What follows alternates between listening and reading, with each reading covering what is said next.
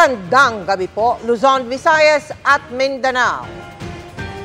Kasabay ng pagpasok ng bagong taon, ang pagtalon din ng kaso ng mga nabiktima ng paputok na isinugod sa mga ospital. Gaya sa Tondo Medical Center at Jose Reyes Memorial Medical Center, kung saan may batang nasabugan ng inipong pulbura. May kailangan ding putulan ng kamay dahil sa tindi ng pinsala. Ang latest alamin natin sa pagtutok ni Sandra Aguinaldo. Sandra.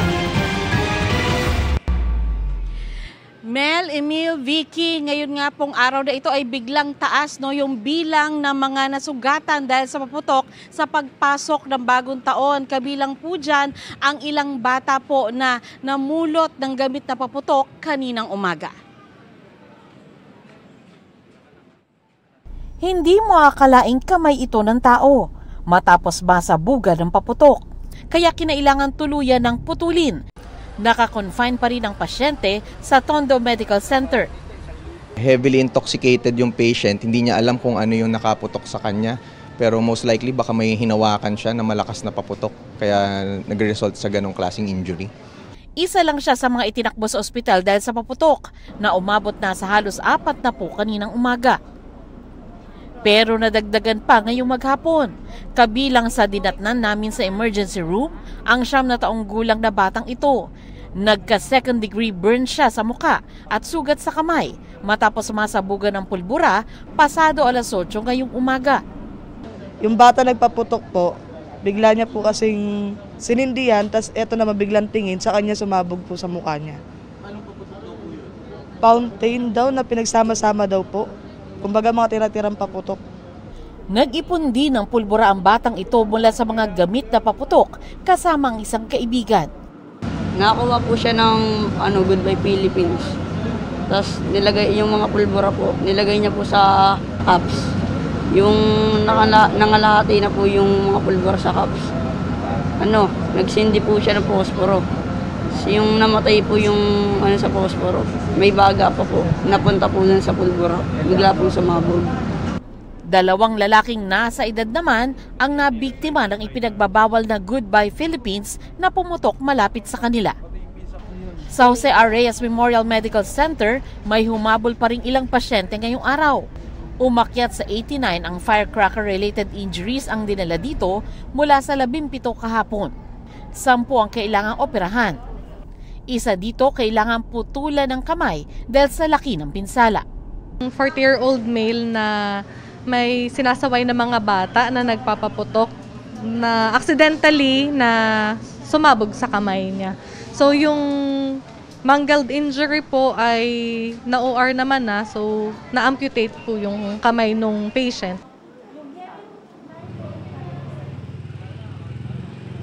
Vicky, balik dito sa Tondo Medical Center. Alam mo, pati yung quitis at luces ay naging sanhe para madala dito ang ilang pasyente na mamaga po at may sugat sa kanang mata ang isang bata matapos tamaan po ng luces. Sugatan naman po ang labi ng isang lalaki matapos po itong tamaan ng quitis. Ayon po kay Dr. Bulseco, kung naputulan o naputukan kayo ay mainam na agad na pumunta sa ospital dahil ang iniiwasan po dito, kailangan pong makontrol ang inyong pagdurugo, kailangan maiwasan ang impeksyon at ganun din kailangan po kayong ma-injectionan kontra tetano. Yan muna po ang pinakahuling ulat mula dito sa Tondo Medical Center. Vicky?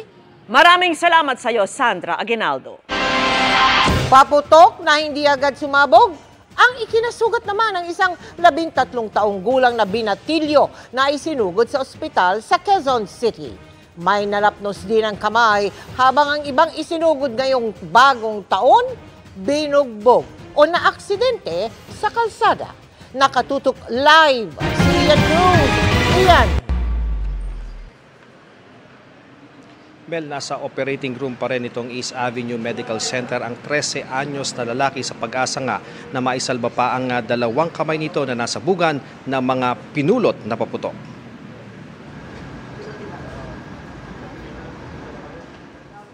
Binalutan na ang dugo ang 2 kamay ng 13 anyos na lalaking ito nang dalhin sa East Avenue Medical Center. Sugatan din ang bahagi ng mata at iba pang bahagi ng katawan bukod pa sa butas sa kanyang tiyan. Ayon sa medic na nagdala sa kanya sa ospital, namulot ng mga di sumabog na paputok ang biktima kasama ng mga kaibigan sa kanilang lugar sa Taytay, Rizal. Pero habang nasa kamay, bigla itong sumabog. Malala yung tama ng dalawang kamay niya eh. Natanong ko sa kanya, gano'ng kalakas yung sabog? Parang granada raw, sabi nung kasamang kaibigan ng nanay. Tumanggi na magbigay ng pahayag ang kanyang ina sa bigat ng emosyon. Mula Pasko ay ika-25 biktima na ng paputok na nadala rito sa East Avenue Medical Center ang bata, habang pang-siyam naman siyang biktima ng paputok na isinugod dito ngayong unang araw ng 2025. Sugat at lapnos naman sa kamay ang idinulot ng kwitis sa 18 anyos na lalaking ito ilang oras bago ang 2025. Kaibigan niya umano sa Colyat, Quezon City ang nagsindi, pero imbis na sa ere, bumanda ito at sa kamay niya dumiretso. Tanggal naman ang kuko ng isa pa niyang kaibigan na nasabugan naman ang whistle bomb. Nagpapasalamat nga po ako kasi yun lang nangyari kasi alas po lahat ng nakita ko diyan kagabi lalala po ng mga condition po nila. Nakalabas din siya sa ospital kaninang hapon. Pero hindi lang mga biktima ng paputok ang kinailangang tugunan sa ospital kasabay ng pagsalubong sa bagong taon. May mga biktima rin ng bugbugan at mga biktima ng vehicular accident, gaya ng 11 anyos sa batang babae na nabangga ng nakainom na rider sa Fairview, Quezon City. Nagkasugat ang bata sa likod. Nakainom po. Kaya bigla na lang siyang, dapat nga padandahan kasi maraming kabataan eh. Kaso siguro sa lasing na pabilis po yung takbo niya. Sa Quirino Memorial Medical Center naman, dito pa rin sa Quezon City, 17 ang naitalang firecracker-related injuries simula kahapon. Isa pa rin ang patuloy na naka-admit.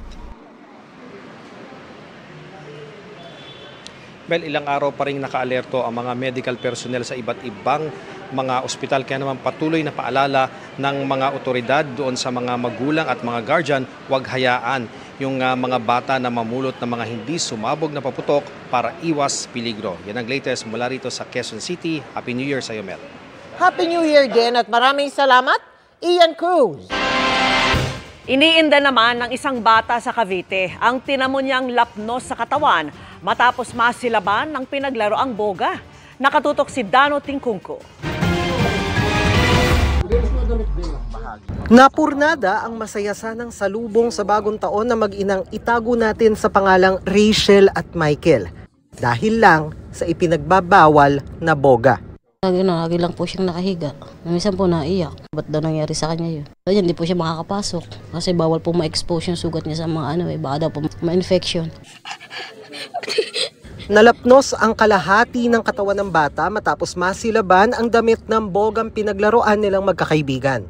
Akala po nila wala lang naiwang apoy doon sa loob ng boga. Nilagyan po uli nila ng ka-nature. Paglagay po, sumiklab, inabot po yung damit niya. Nung time na daw po yun, nasusunog na siya. Yung mga kalaro niya, nagtakbuhan, pumunta sa gripo, pinuhusan po siya ng tubig. Lapnos na po yung ng bata. Lahat ng ito nangyari anya habang nasa trabaho ang ina. That time na yun, nasa trabaho po ako, naka-duty. Ngayon po, pag uwi ko siguro po ako ng trabaho 5 ng hapon, nagkakagulo na po sa bahay na nga daw po yung anak ko ng boga. Kaya masama ang loob niya sa batiko sa kanya sa social media. Walang magulang ang gustong ipahamak ang anak. Hindi nila alam kung anong hirap para mapaigi ang buhay ng anak ko, kaya wala silang karapatan. Nasabihan kung ano-ano na ako kay pabayang ina. Never ako naging pabaya. Lahat, kahit anong trabaho, pinapasok ko para sa anak ko. Wala akong pinalampas na oras, itunokbo ko agad sa ospital. Sa ospital ay agad binigyan ng first aid, antibiotics, antitetano at ibang pampagaling. Pero nababahala pa rin si Rachel para sa iniindang sakit ng anak na mag-iisang linggo na. Bukas po, babalik po kami. Follow-up check-up, same lang po. Parang ganun pa rin po. Yung kirot. Hindi siya makatulog sa gabi ng ayos. Hindi rin muna makakapasok sa paaralan ang anak. Papasalamat po ako kasi at least buhay ang anak ko. Nakakakilos, nakakausap. At least kahit pasalamat rin ako, andyan pa ang anak ko kasama ko. Para sa GMA Integrated News, Dano Tingkungko, nakatutok 24 oras. Bukod sa mga biktima ng paputok, may sumiklab pang kabi-kabilang sunog sa Metro Manila sa pagpapalit ng taon. Nakatutok si Mark Salazar. Nagliwanag ang bahaging ito ng Naval Street sa Barangay Flores, Malabon City kaninang 12:49 ng madaling araw. Nasusunog na pala ang isang commercial building. Napakabilis kumalat na apoy para umabot agad sa ikatlong alarma nang wala pang 30 minuto simula na magliyab ito. So far po, wala pong indicated na injuries or any casualty po. Naalam pa rin po natin kung ito nga po ay related sa firecrackers or other causes like yung kuryente or yung mga naiwang niluluto dahil po sa naging celebration. Sa laki ng sunog, inabutan na ng sikat ng araw bago ito naapula ng 10 fire truck kaninang alas 8 ng umaga. Sa Barangay Kamuning, Quezon City, may nasunog ding 3-story residential building pasado alas 5 ng umaga. Malaking bagay ang firewall ng gusali kaya hindi kumalat ang apoy sa mga kalapit bahay. Wala ring nasaktan sa insidente. Inaalam pa po natin ang naging cost nitong mga insidente pong ito. Sa kabuuan ng NCR, 9 ang naitalang sunog sa pagsalubong ng 2025. Malaki ang ibinaba ng numero kumpara nung isang taon na umabot sa mahigit 50. Ayon sa Bureau of Fire Protection, malaking tulong ang pagkakaroon ng mga LGU ng kani-kanyang community fireworks display at ang pagbabawal ng paputok at pailaw sa mga bahay-bahay. Sabi nga po natin, legal or not, ay maaari po itong pagmulan. Kaya itong mga inaalaw, kagaya ng nabanggit natin na fountain, kapag hindi po tayo nag-improvise ng lagayan na ito ay maging stable, patayo, minsan may tendency siyang matumba on the side at yun na po, yung baga niya ay lumilipad na sa karatig bahay. Pero sa monitoring ng BFP, marami pa rin daw ang nagpailaw at nagpaputok sa labas ng designated areas. Kaya nga ang ikinakampanya raw nila sa Kongreso ay absolute ban sa anumang klase ng paputok at pailaw na ibaban din sa anumang lugar. Yun po sana kasi alam naman natin legal or not, meron pa rin itong ignition, meron itong init na nasasakop sa triangle of fire. Para sa GMA Integrated News, Mark Salazar, nakatutok 24 oras. Delikado sa kalusugan ang bumalot na makapal na smog o magkahalong usok at hamog sa ilang lugar sa Metro Manila dahil sa mga ginamit na paputok at pailaw. Bukod pa yan, sa tambak na basurang bumungad ngayong bagong taon. Nakatutok si Bernadette Reyes. Matapos ilang minutong inilawan ng makukulay na fireworks display ang kalangitan, nabalot naman ito ng smog o naghalong usok at hamog sa ilang lugar sa Metro Manila. Kabilang sa P. Burgos, Jones Bridge at Divisoria sa Maynila. Bakas pa rin ang smog hanggang kanina tulad sa kuwang ito 1:30 ng hapon at bandang 2:00 ng hapon sa kuwang ito sa bahagi ng Mandaluyong at San Juan. Nangangala pa ng pinal na datos ang DENR pero kinumpirma na ng Swiss research firm na IQ Air na umabot sa unhealthy level ang hangin sa Maynila ngayong araw. Mahigit 15 beses yang mas mataas sa pamantayan ng World Health Organization. Ika-16 na pinakamaruming hangin yan sa mahigit 100 lungsod sa listahan. Ito yung air quality monitoring equipment na ginagamit ng DENR-EMB para masukat ang air pollutants sa kapaligiran gaya na lamang ng mga pinong alikabok. May epekto yan sa kapaligiran at sa katawan ng tao, lalo na sa may mga comorbidities tulad ng asthma at cancer. Kaya pinapayuhan silang huwag na munang lumabas o mag-face mask. Itong mga fine particles na to ay maaring makarating o makapinsala sa ating bloodstream at sa ating respiratory system. At sa case po ng pagpapaputok, meron hong mga toxic substances ay maaring mag-cause ng cancer. Bukod sa mausok na kapaligiran, basura ang bumungad sa bagong taon. Tulad sa bahagi ng Taft Avenue sa Pasay. Kaya 6:00 pala na umaga, naglilinis na ang mga tauhan ng City Hall. May mga namataan ding tambak sa ilang bahagi ng Pasig. Dinat na naming hinahakot yan ng mga truck ng City Hall pero sadyang madami. Marami ring hinakot na basura ang City Hall sa Maynila. Ngayong unang araw ng 2025, ganito karami ang basurang bumunga dito sa kahabaan ng Recto Avenue. Ayon sa Department of Public Services, ito raw mga basurang naipon simula kahapon hanggang kaninang madaling araw. Balat ng buko po, karamihan.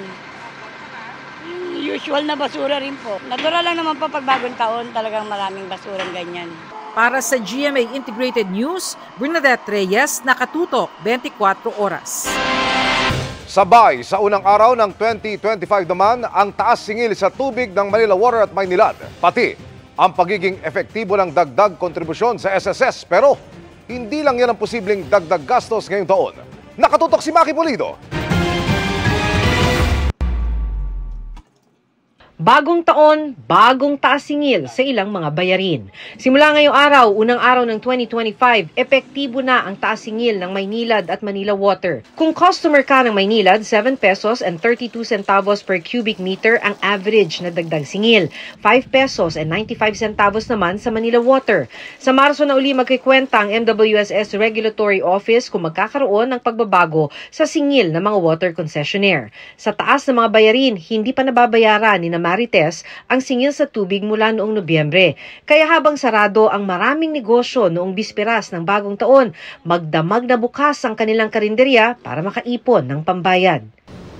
Survive talaga nga makaahon sa bayaran, sa pang-araw-araw. Wala pang anunsyo ang Meralco o mga electric cooperative. Pero dahil pinayagan na ng Energy Regulatory Commission na singilin ng National Grid Corporation ang kinontrata nitong reserbang kuryente noong 2024, posible ang taas singil sa kuryente. Mahigit 3 bilyong piso yan na sisingilin sa mga electricity consumer ng 3 hanggang 6 na buwan. Pag tinaasa naman lang, kawawa naman kami. Maawa naman sila sa amin. Sabi naman ng Toll Regulatory Board, may nakasalang sa kanilang mga petisyon sa pagtaas ng mga toll fee. Ayaw pa nilang sabihin ang detalye nito. Pero kung matuloy yan, sabi ni Antonio na biyahero ng gulay, mga consumer ang tatamaan. Siyempre po, tataas ang konti yung mga kalakal natin dahil po yung ipapatong natin yan sa mga, ito po mga kalakal natin ibebenta. Simula rin ngayong araw, tataas sa 15% ang SSS contribution. 10% nito sagot ng mga employer habang 5% sa empleyado. Pero may bahagyang pagtaas naman sa sweldo ng mga kasambahay at minimum wage earner. Para sa mga kasambahay sa Metro Manila, mula 6,500 na minimum wage, simula January 4, 7,000 pesos na ito. 1,000 ang dagdag sa sweldo ng mga kasambahay sa Northern Mindanao at Caraga mula 5,000 to 6,000 pesos. May 23 pesos namang dagdag sa sweldo ng mga minimum wage earners sa Northern Mindanao. 50 pesos naman sa Caraga na ibibigay sa 2 tranche ngayong buwan at sa Mayo. Para sa GMA Integrated News, Maki Pulido, nakatutok 24 oras. Naghigpit laban sa paputok ang Baguio City, pero may maggarbong fireworks display naman sila bukod pa sa pa-party at concert. Ang latest naman sa pamamasyal doon, tinutukan live ni EJ Gomez. EJ? Mel, may mga pauwi na nga mula rito sa Baguio, no? Pero marami pa rin ang ngayon pa lang magbabakasyon. Kaya naman, marami pa ring tao rito sa City of Pines.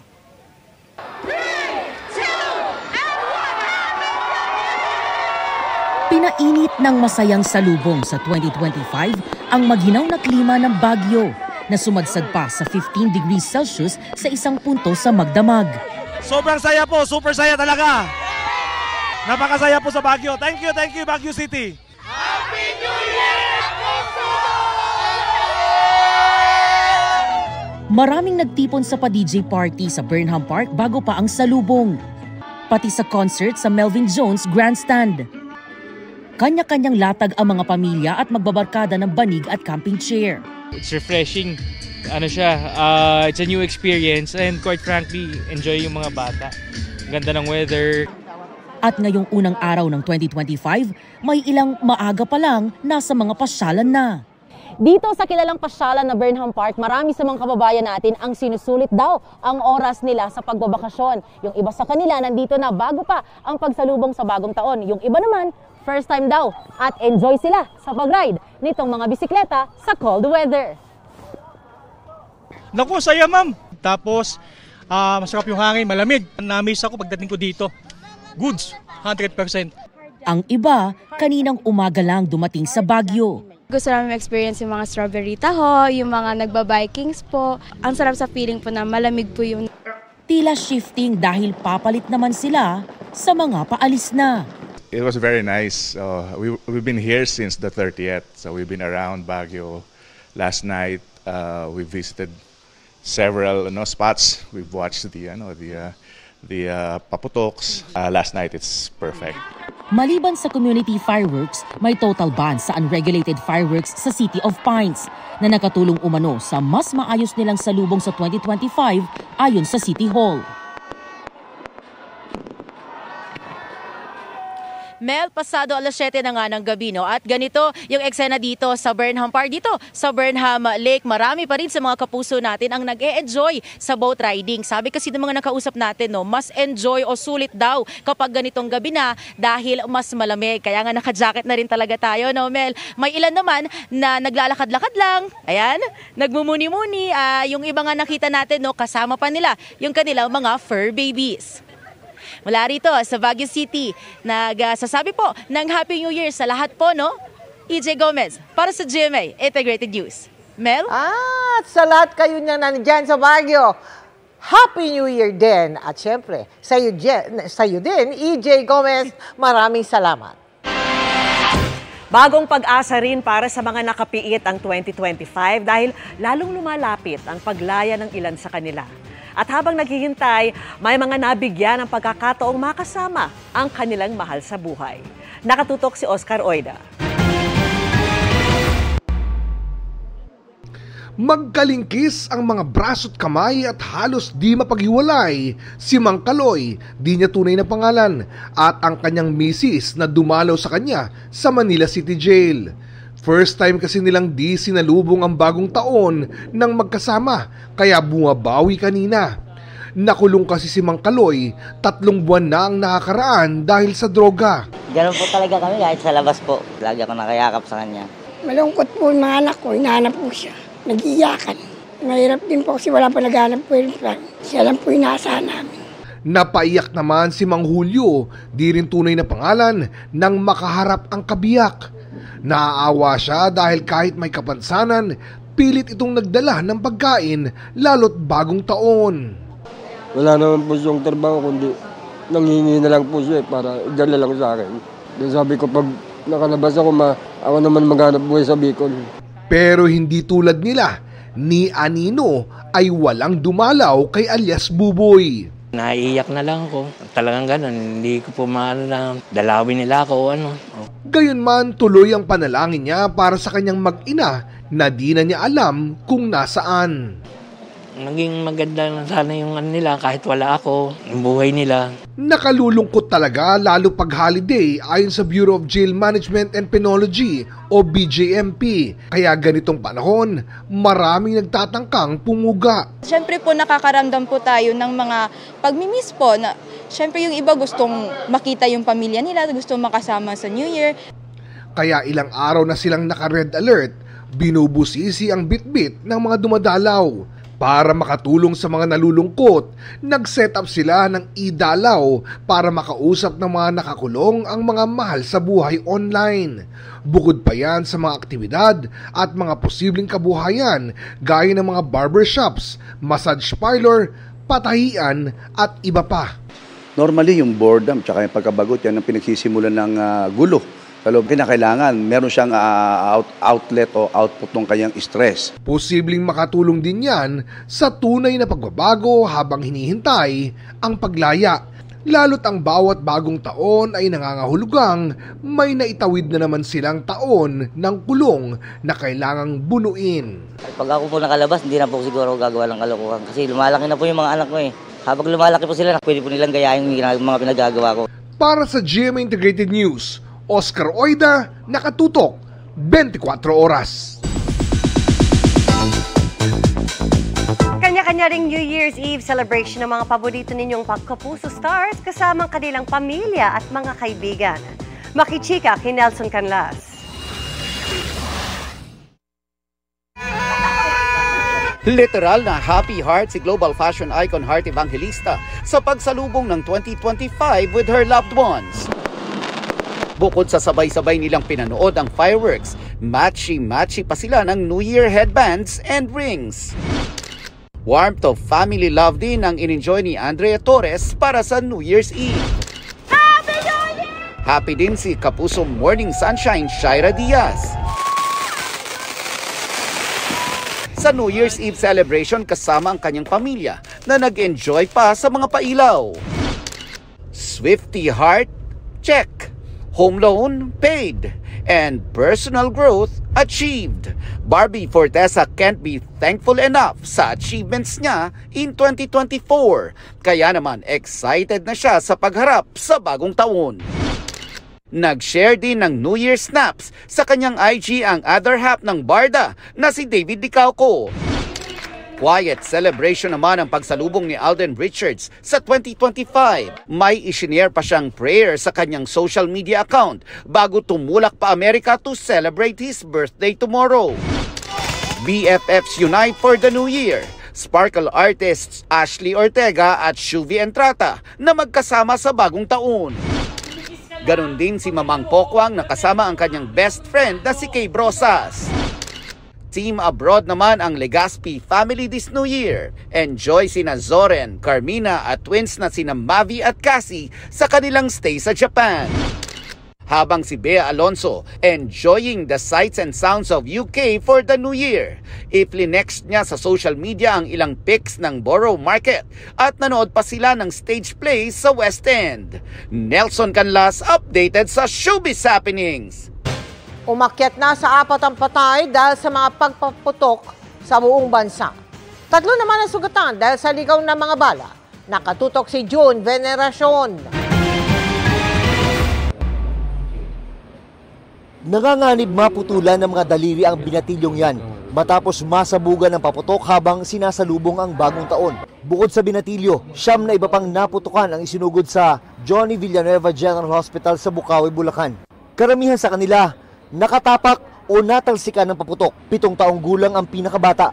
As much possible, iwasan po yung mamulot ng mga paputok, lalo na yung mga hindi pumutok na mga paputok.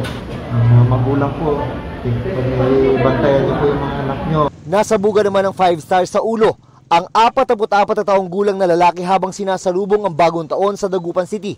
Ayon sa ilang nakasaksi, gumawa ang biktima ng improvised bombshell at doon inihulog ang 5 star. Nang hindi ito agad na pumutok, sinilip niya ito kung kailan tiyempo itong sumabog. Naisugod pa siya sa ospital pero namatay rin kalaunan. Madami siya kasing sinindihan na 5 star, then yun yung nag-cause ng lacerated wound niya dito sa may occipital area. May kasama din kasing fracture, skull fracture.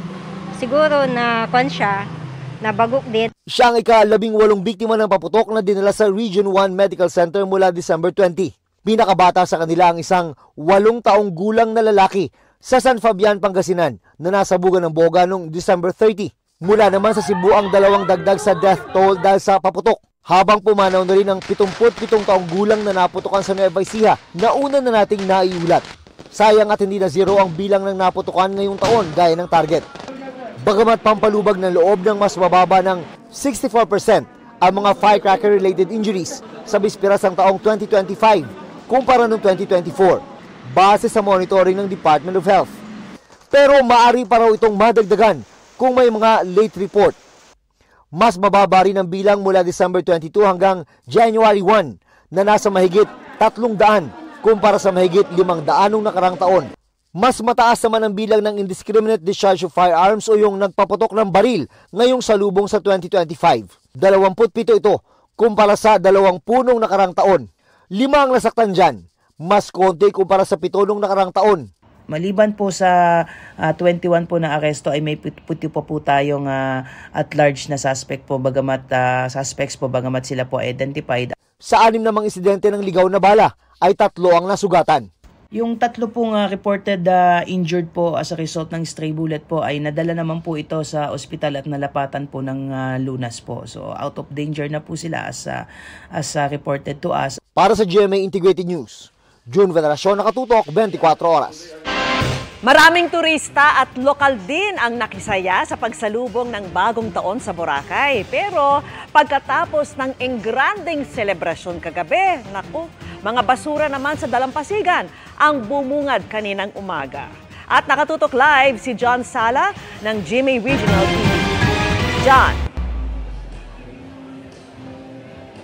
Vicky, naging makulay at masaya ang pagsalubong sa 2025 dito sa isla ng Boracay dahil nga sa engranding mga fireworks display at New Year's party dito sa isla ng Boracay. Pero sumalubong kaninang umaga ang pag-ulan sa mga turista dito sa Boracay sa unang araw ng 2025.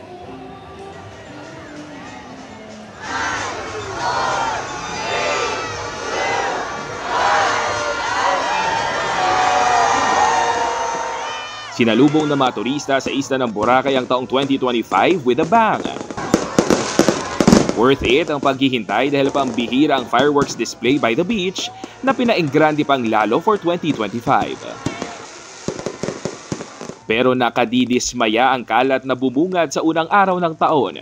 Ang maputi at pinong buhangin ng isla, nahaluan ng mga paper cup, plastic, wrapper at mga bote ng inumin. Paalala ng munisipyo, Clay Go o Clean As You Go. Dapat iligpit nila sa sarili, dalhin na sila sa resort para mabawasan yung basura sa beach, para hindi mapag-abutan ng umaga, para hindi naman tingnan ng bisitang marami dito palang basura sa Boracay. Kaninang umaga rin, sa halip na si Haring Araw, ulan ang sumalubong. Pero hindi naman ito napigilan ang mga namasyal sa beach. Ngayong umaga, it feels refreshing na umulan. We welcome by the rain and it's a blessing. Pero kagabi, grabe yung crowd dito. It's a new experience din sa family namin na pumunta dito. Lalo pang dumami ang nasa beach nang gumanda ang panahon. Kabilang ang ilang dayuhan. So beautiful. I love it here. I would definitely come back. Pati tulad ni Clint na unang nakapunta rito noong 4 na taong gulang pa lang. Enjoy the beautiful island just for what it is. Sana raw mapanatili ang ganda nito para may mabalikan pa sila. If you want to keep coming to Boracay and take advantage of this beautiful island, just pick up the rubbish that you leave. If you want to come back to a beautiful place, you got to keep it clean. Vicky, balik normal din ang mga paboritong water activities kagaya na lang ng island hopping at ang adventure activities kagaya ng parasailing at helmet diving. Vicky. Maraming salamat sa iyo, John Sala. Sa mga gusto namang mag-reset ng wardrobe o ng disenyo ng bahay ngayong 2025, may mga tip ang isang stylist para makasunod sa color of the year nang hindi gumagastos ng malaki. Nakatutok si Tina Panganiban Perez. Mocha Mousse ang Pantone Color of the Year para sa 2025. Pwede mo itong gawing motif ng iyong bahay kahit ano pa ang kulay nito ngayon nang hindi gumagastos ng malaki. Get some throw pillows, yung accents mo. Keep it simple. Pwede kang mag-accent wall para the next time na magbago yung color of the year, you don't need to do so much. You can also do your curtains, your blinds. Kung purple ang color of the year, hindi mo kailangan lahat i-purple yan. Hindi rin kailangang palitan ng furniture para lang sumunod sa uso. Siyempre, hindi ka bibili ng new sofa. What you do is buy a slipcover. Malaking bagay rin daw kung neutral ang base color ng bahay. Kaya nitong condo unit ni Cheng na babagay sa kahit anong kulay. Kaya dapat yung base color of your home, it's always practical to make it neutral. Kasi pag neutral, kahit ano pa yung color of the year, it's easy. Pwede kang one focal point lang, one wall lang. You change it to the color of the year. You can alternate the colors of your throw pillows, your accent pieces. Pero bago baguhin ang mga dekorasyon o kulay ng inyong bahay, ang importante, the first thing you do is to declutter. You organize your things, compartmentalize. Para pag pumasok ka sa bahay mo, it looks fresh. Hindi rin kailangan ng wardrobe overhaul tuwing magbabago ang color of the year. If wala po kayong masyadong budget pa, you can invest muna po sa mga bags and shoes. Kung may statement pieces na, gaya ng blazer, jacket at coat o ibang outfit na nasa color of the year, ang maganda raw gawin? I-mix and match nyo lang po yung color mousse sa mga on-hand outfits nyo na mga denim jackets, denim jeans, mga white sneakers, white trousers, and plain neutral colors po, which is white, black, and gray. Also na mga tank tops, mga t-shirts and blouses po na ganong color. Kung may budget naman at gusto mong i-overhaul ang iyong wardrobe, payo ni JM, go basic para classic and timeless pa rin siya, pero you're still in trend para sa everyday outfits nyo. So, you can buy mocha colors ng sneakers o kaya mga heels, tapos basic na tank top, mga t-shirts, mga blouse, mga polo, colored na pants, like yung mga usong trousers ngayon, tapos mga jackets at saka mga skirts din. Ang iwasan lang daw? Siguro po mga neon colors, bawal po tayo. Payo pa ni JM, piliin ang mga telang komportable sa katawan at versatile, gaya ng cotton at denim. Para sa GMA Integrated News, Tina Panganiban Perez, nakatutok, 24 oras. Mga kapuso, makulimliman sa ilang lugar, walang namamataang bagyo ngayong unang araw ng 2025. Pero huwag pa ring makampante dahil ngayong Enero, may isang bagyo na posibleng mamuo o pumasok sa Philippine Area of Responsibility. Sa karaniwang track o yung pagkilos ng bagyo kapag ganitong buwan, kung hindi ito magre-recur validihis, posible yang tumama sa Eastern o Central Visayas o di kaya sa Northeastern Mindanao at dahil bagong taon na, may mga bagong pangalan na rin ng mabubuong bagyo ngayong 2025. Narito po ang listahan na inilabas ng Pag-asa. Sakali mang lumagpas sa letter Z, maglalabas ng auxiliary list ang Pag-asa. Kahit walang sama ng panahon ngayon, posible pa rin makaranas ng pagulan ng ilang bahagi ng bansa dahil sa shearline, Amihan at Intertropical Convergence Zone o ITCZ. Base sa datos ng Metro Weather, umaga bukas may tsansa na ng ulan sa Northern Luzon, Mimaropa, Bicol Region, Eastern Visayas at ilang bahagi ng Mindanao. Pagsapit ng hapon, mas malaking bahagi na ng bansa ang uulanin. Malawakan po ang mga pagulan at may malalakas na buhos. Maging alerto na ang mga ilang araw ng inuulan dahil mataas na ang banta ng baha o landslide. Sa Metro Manila, mataas din ang tsansa ng ulan lalo bandang hapon at gabi. Kaya sa mga balik trabaho o kung may lakad bukas, huwag pa rin kalimutang magdala ng payong.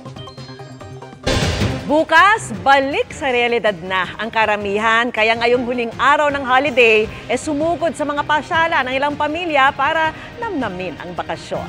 At live mula sa Quezon City, nakatutok si Maris Duman. Maris. Becky, sinulit na maraming mga magkakaanak ang huling araw ng kanilang holiday vacation para makapag-bonding at makapag-relax sa ilang mga sikat pero libreng mga pasyalan gaya ng Luneta at ang kinaroroonan ko dito sa Quezon City Memorial Circle.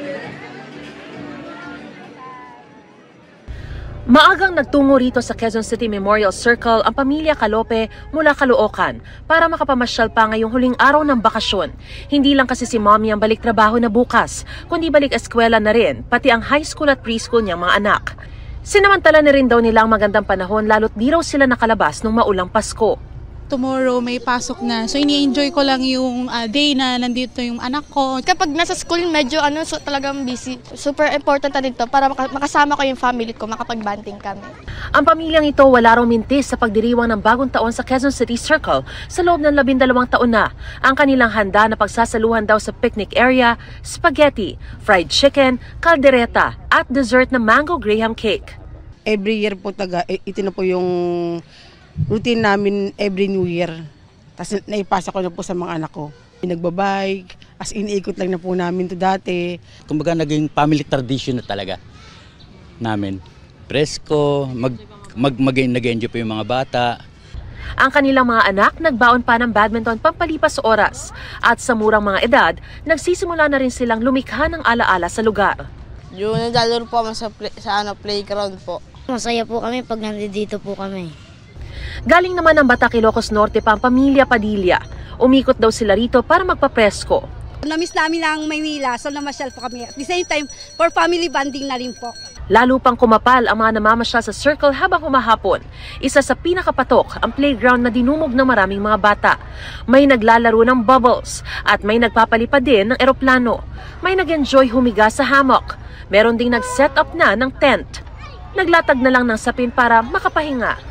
Habang ini-enjoy ang kalikasan, marami rin ang nagbibisikleta, nagpe-picture taking sa Quezon City Memorial Shrine o di kaya sa mga Instagrammable backdrop gaya ng pamilyang nag-post sa hugis pusong ito. Hindi naman napigilan ng bahagyang ulan ang ilang mga namamasyal sa Luneta ngayong bagong taon, gaya ng pamilya Cordon na nanggaling pa sa Laguna. May banding po kami at masaya.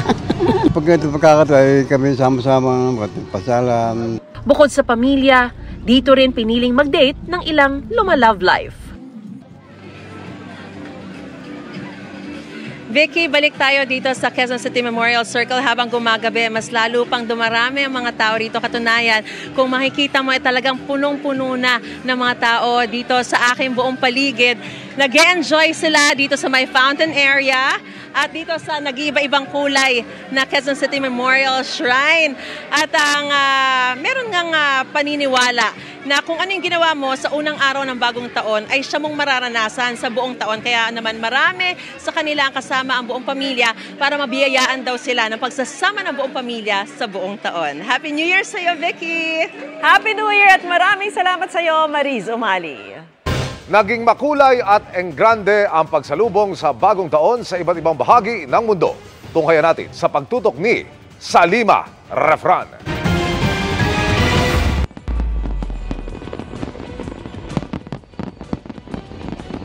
Gamit ang mga drone at fireworks, ganito kainggrande ang naging salubong ng Ras Al Khaimah sa UAE sa pagpasok ng bagong taon. Kitang-kita sa himpapawid ang ganda ng mga imahe at makukulay na ilaw. Nagliwanag din ang paligid ng world's tallest skyscraper na Burj Khalifa sa Dubai. Ang iconic Big Ben ang naging hudyat ng pagpasok ng 2025 sa London, United Kingdom. Agad itong sinundan ng fireworks display. Tuloy na tuloy pa rin ang New Year's event sa kabila ng severe weather warnings na inaasahan sa malaking bahagi ng UK ngayong linggo. Magarbong mga pailaw rin ang sumalubong sa bagong taon sa Paris, France.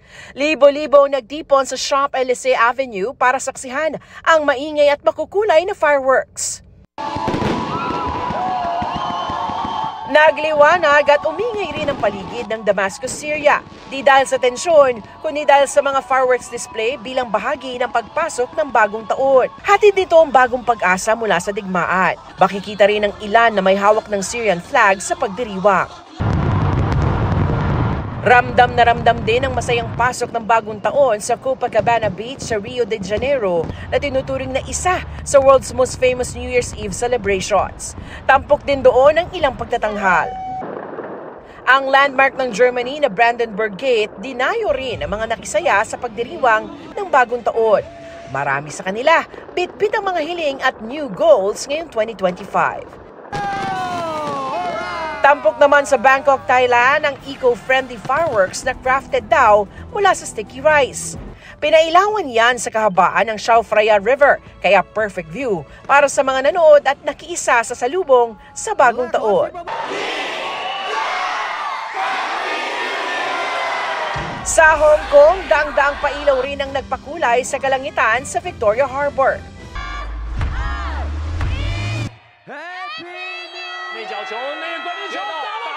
Hindi rin nagpahuli sa fireworks and light show ang Taipei, Taiwan. Ang tema ngayong taon, Team Taiwan Champion, bilang pagkilala raw sa tagumpay ng kanilang baseball team sa international championships. Happy New Year! Kahit sa Pilipinas, damang-dama rin ang saya ng pagpasok ng 2025. Gaya sa Maynila, kung saan nagliwanag ang Manila City Hall Clock Tower kasabay ng nagagandahang fireworks display. Para sa GMA Integrated News, Salima Refran, nakatutok 24 oras. Ngayong bagong taon, bagong henerasyon na po ang isinisilang. Hindi na Gen Alpha ang pinakabata dahil narito na ang mga Gen Beta. Ano kayang inaasahang katangian nila? Nakatutok si Darlene Kai. Sakto sa pagpapalit ng taon ang pagsilang kay Alea Jade, ang New Year baby ng Dr. Josefa Bella Memorial Hospital sa Maynila. Kaya kahit hirap sa halos 12 oras na paglilibor ang first-time mom na si Lea, wala raw siyang pagsidla ng kasiyahan sa pagsilang ng kanyang baby girl. Super happy po. Hindi ko naman po na-expect na manganganak ako sa eksaktong 12. Mahirap naman po talaga mag-labor, lahat ng sakit mararanasan mo. Pero pag nakita mo na si baby, mawawala naman lahat. So, worth it. Sa Fabella Hospital, 13 ang isinilang na New Year babies. New Year baby brings hope, joy. Saan mang ospital sa bansa, inaabangan ang mga New Year baby. 7 sila sa Josefina Belmonte Duran Albay Provincial Hospital sa Ligaw, Albay, kabilang si Baby Rochelle. Masaya kasi talaga laging may pag ang birthday. Pero lalong espesyal ang batch na ito ni na Baby Alea at Rochelle. Sila kasi ang mga una sa mga tatawaging Generation Beta, ang bagong henerasyon na isisilang mula 2025 hanggang 2039. Kasunod ng Gen Alpha, Gen Z, Millennials o Gen Y, Gen X at Baby Boomers. Ayon sa social analyst at futurist na si Mark McCrindle, ang mga Gen Beta ang henerasyong mabubuhay sa mundo na araw-araw nang ginagamit ang artificial intelligence o AI mula pagkapanganak pa lang nila. Millennial at Gen Z ang karaniwan nilang magulang. Pero sa mga ito, ang mga Gen Z marahil daw ang mas maghihigpit sa paggamit ng Gen Beta ng screen gadgets. Agree dyan si Julia, isang Gen Z na first-time mom na nakatakdang manganak sa Marso. I reached more content than I should have at an early age. And at the time, it was very easy. And right now, hindi naman sa parang I'll keep you contained na ito lang ang pwede. It's more about educating them off-screen. Planado man ang parenting style, nangangamba si Julia para sa mundong aabutan ng kanyang anak. Isang mundong labis na binago ng teknolohiya at pagkasira ng kalikasan. What type of environment or ideologies will I bring my child into? With AI, it's so easy to use someone's photo and onto a video. With AI, I mean, yes, it's made life so much easier when it comes to creating like words, ganyan, putting words together and putting photos together. Yes, it's faster, but at the same time, you don't even know what's real anymore. Pero dahil din sa pagpapalaki ng mga millennial at Gen Z, sabi ni McCrindle, inaasahang magiging mas nakasentro ang mga Gen Beta sa pakikipagkapwa-tao at pagtulong sa komunidad. Mula sa kanilang parents, matututunan ng Gen Beta na gamitin ang teknolohiya hindi lang sa pagpapadali ng buhay, kung hindi sa paglutas sa mga hamon ng kanilang panahon. Malalaking hamon naman ang haharapin ng Generation Beta. Hawak nila ang kapangyarihang baguhin ang mundo. Kaya ang tungkulin natin ay ihanda sila gamit ang mga aral ng nakaraan para sa mas magandang kinabukasan. Para sa GMA Integrated News, Darlene Kai, nakatutok 24 oras. 2024 ended with a bang sa pangmalakasan at pasabog performances ng Kapuso Stars at ilang bigating P-pop groups sa Kapuso Countdown to 2025 kagabi. All eyes din ang lahat sa engranding fireworks display. Makichika kay Nelson Canlas. Opening number pa lang, may paandar na si Kapuso Prime Action Hero Ruru Madrid na nag-ala Black Rider sakay ng motorsiklo. Ang Metro Manila Film Fest 2024 Best Supporting Actor, ang Buena Manong nagbukas ng Kapuso Countdown to 2025, isa sa puso show sa Mall of Asia.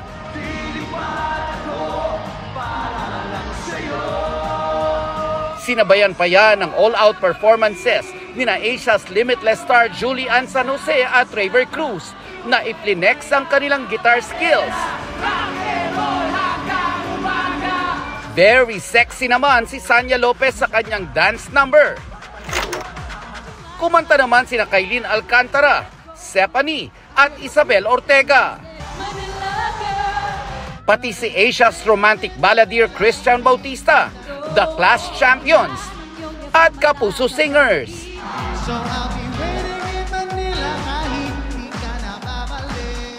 Nagpakilig naman sa dance floor ang love teams na Alfia at Ashko, na sina Allen Ansay, Sofia Pablo, Marco Masa at Ashley Sarmiento. Habang may fierce performances mula sa Encantadia Chronicles Sangre Stars na sina Bianca Umali, Feita Silva at Kelvin Miranda. Pasabog din ang production number ni Ay de las Salas na first time nag-perform sa Kapuso New Year's Eve party. Excited na raw ang Kapuso Comedy Concert Queen sa bagong taon na kanyang 35th year sa showbiz. I'm so looking forward for 2025 and nakita niyo naman umaambon. So meaning nun, lahat tayo ibibless ni Lord at lahat tayo magkakaroon ng maraming trabaho. Lahat tayo ay magkakaroon ng magandang health. Si Isabel, happy raw sa tuwing magpe-perform sa Kapuso Countdown. Sobrang nag-enjoy kami and every year talaga ginagawa namin ng point na makaka-celebrate ng New Year with all of our kapusos. Thankful for 2024 naman si Ruru na excited na rin sa pagbabalik ni Lolong sa 2025. What a great year for me. At lahat po yun ay pinagpapasalamat ko po syempre sa Panginoon Diyos at syempre po sa mga kapuso natin na walang sawang sumusuporta. From Black Rider to Green Bones and hopefully January, abangan niyo po ang Lolong. More blessings at work din ang nilulook forward ni Betong Sumaya. More blessings, more shows para patuloy tayo makapagbigay ng happiness sa mga kapuso. Nag-perform din sa Kapuso Countdown to 2025 ang P-pop groups na Kaya, 1621 BC. At ilang minuto bago magpalit ang taon, ang much-awaited powerful performance naman ng P-pop Kings na SB19 na sina Pablo, Justin, Stel, Ken at Josh. Pinerform nila ang ilan sa kanilang hit songs kabilang ang Gento, at ang theme song ng MMFF film na Green Bones na Niebe.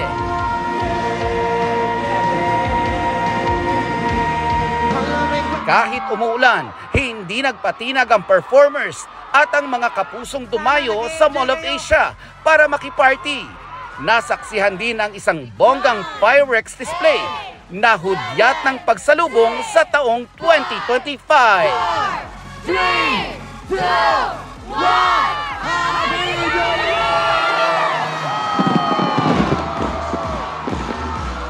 Nelson Canlas, updated sa Showbiz Happenings. And that's it for our Buena Manong Chikahan this 2025. Ako po si Iya Arellano. Happy New Year mga kapuso! Miss Mel, Miss Vicky, Emil. Yay! Happy New Year, Iya!